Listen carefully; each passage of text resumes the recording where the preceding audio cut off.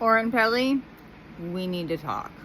So today, instead of watching Moana for the 800th time, I had Vadim find the Paranormal Activity movies, and I was like, wow, I'm just gonna binge these all day. So I've always loved this universe. This is a fan time for me.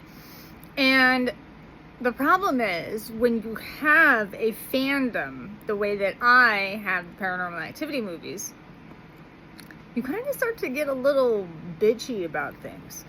So Oren Peli, we need to talk. First, let's talk about Mom. In the first Paranormal Activity, the psychic comes in, he's patrolling the house. Mika's holding the camera, and Mika says to Katie, with the Paranormal Activity guy there, guess we shouldn't invite your mom over anymore. She gives out bad vibes. Cool. Mom's there. Mika's met Mom. Katie and Mika have been together for 3 years. Beautiful timeline. Number 2. She shows up. And this one's a little, it could go either way on me. But Katie and Christy are in a room. They're in actually specifically Hunter's room. And when they're in Hunter's room, Christy starts telling Katie about the bad vibes are in my house, and that thing that was behind us a long time ago is back. Because in number 1, Katie talked about that it first showed up when she was 8 and Christy was 5.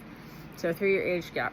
And I have so many issues to take with that age gap, but we don't have time. Let's go back to Mom. Mom, at the end, or in the middle of number 2, sorry, I had to slow down. The middle of number 2, Katie and Christy are having a conversation in Hunter's room. They're having a conversation, and Katie tells Christy, just put it out of your mind, put it out, because if you don't, you'll end up like Mom. Presuming by the first one, Mom just became a bitch. But then we get to 3. And in number 3, which is, the first 2 were set in 2008. The third one was set in 1988, which, happy 5th birthday to me. It was actually, the party was on my birthday, my 5th birthday. So, moving on. Mom is alive through the whole movie, and you're like, yay, Mom! And it points back to the other 2 points made in number 2 and number 1, where you don't want to end up like Mom. Mom is a total bitch. And number 3, Mom was thrown down the stairs in half. In 1988, she was murked. So she wasn't around for Mika to meet. Mika never met her. She would never have been able to bring bad vibes to their house. She's dead. 1988, she's dead. Somewhere in the universe, they take a poke at this timeline, saying I had 2 mommies. Ain't buying that shit either. Somebody pointed that out to them. Someone in this fandom pointed out to them that Mommy was killed and yet still able to meet Mika. Because they throw that in there in, I think it's in number 6. It's in the ghost dimension. It's mentioned in number 6 because their mom dies. They're now with Grandma. And that's the other thing too. Grandma was dead in number 1. And in 2, 3, and 4, she was alive. Well, 4, it's kind of, is she alive or is Katie running the cult now? Could be. Grandma could be dead. But Grandma was alive when Katie and Christy were doing this thing at 13, which Katie says that they started when she was 8 and Christy was 5. In the second one, they still had the I was 8, I was 5. in the first one she has, I was 8, I was 13, I was now. So that's how the torture timeline handed out throughout the 4 movies. And the 5th movie gets a pass for me, and I'll tell you why the 5th movie gets a pass for me. Because the videotapes that showed up in number 2, Katie took 2 boxes of videotapes down to the basement of Christy's house. And when Christy's house got robbed, the only thing that were missing were the videotapes. In number 3, it was what was recording on those videotapes.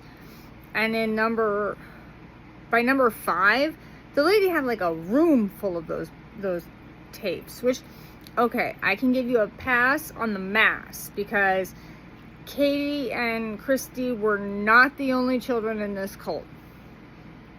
So 5 gets a pass. Plus, 5 shows you how Mika died in number 1.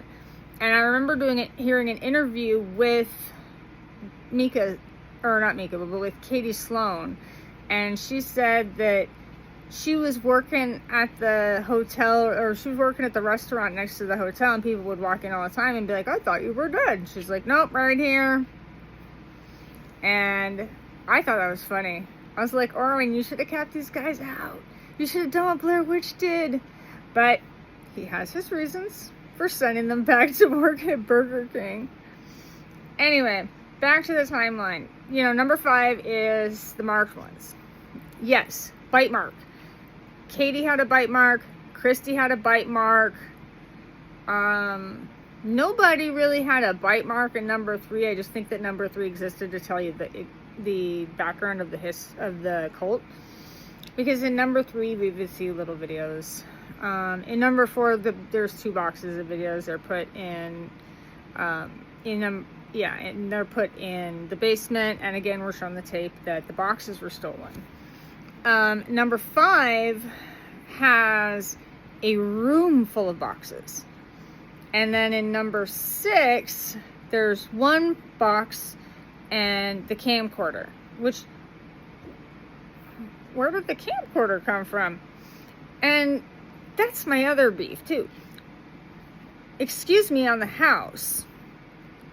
In number 1, Katie says that the house burned down. She tells the psychic the house burned down and nobody could figure out why it burned down. Which, okay, you know, it was Demon. Demon blew the house down. And in number 2, they had the same picture. It hadn't been burned yet. So that goes back into number 1. Okay. That one goes back into play. Hang on a minute. Sorry about that. So the thing that I want to know is that in number 1, they had a house fire. And the house fire burned everything to the ground. But in number 2, they find a picture of Katie that was when the house burned down. Which, okay, childhood house, burned to the ground. They show you the house in number 3, the childhood house. And then they show it again in the 7th. In the 7th one, the ghost dimension. 6th. Sorry, 6th. Because the 7th one is bullshit. Fuck that. Don't even watch Next of Kin. Like, it was... Oh, I was a steaming pile of bullshit. Anyways, the house burnt down to the ground in 1 and 2. And in 3, they're showing you the childhood house. How did it show up in number 6? The house burnt to the ground. So...